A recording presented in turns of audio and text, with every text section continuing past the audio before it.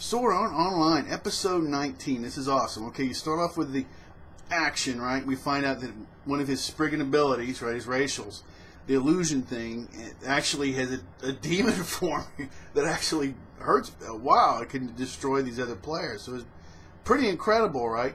Yui is just keeps being, which I did predict, right? I did predict. As annoying as it was to bear her for a while. But anyway, so her new little sprite form is extremely useful. She went and told everybody what really Kirito and Leafa what they needed to do. So, and Leafa was even surprised. She's like, well, oh, they can just create illusions. You know, monster, everything starts getting knocked around. So that was absolutely fantastic. So I loved the whole thing there. That was really nice.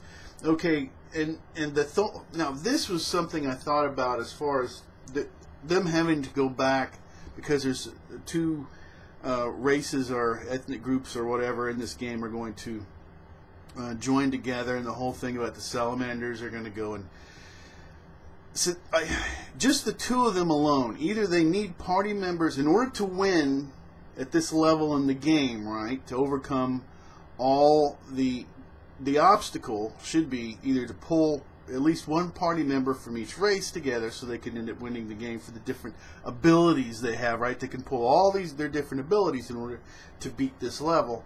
Or they need items, at least from these different groups. So this is going to give him, like I said, I haven't seen it yet, the rest of it yet. So at least items in order to get to progress forward and to beat the game. So he's going to go help them, and maybe even some of the salamanders will end up helping him. So somehow he's going to get all the different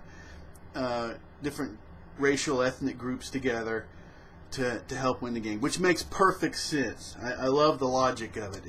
This is kind of really what I've been looking for, something like this. So the whole thing, they need to come back to get more help, just makes a lot more sense. This is the way the game was designed, to overcome their own animosities and everything, to work together to lift everyone up. So the third and final thing is the morality. The whole idea of people thinking, well, I can just, in the real world I act this way, but when I get a chance, in the virtual world, I'll act this way. And there's no morality, right? Because it doesn't really matter. And that's a question, right? It's a really, really good question. There's a lot of people who've played a lot of MMOs and everything, but if somebody is really horrible in game, right? Unless you're playing, I mean, there's certain exceptions. But if you treat other players like that, I think, we'll just stay with that, because there are some games where you play good or bad characters.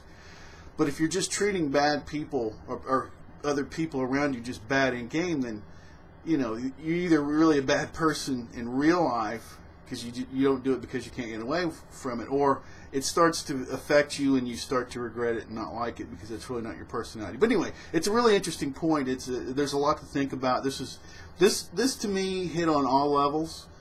This was really an outstanding episode. But anyway, anybody could be a Sword Art Online fan, and anyone could be an anime fan.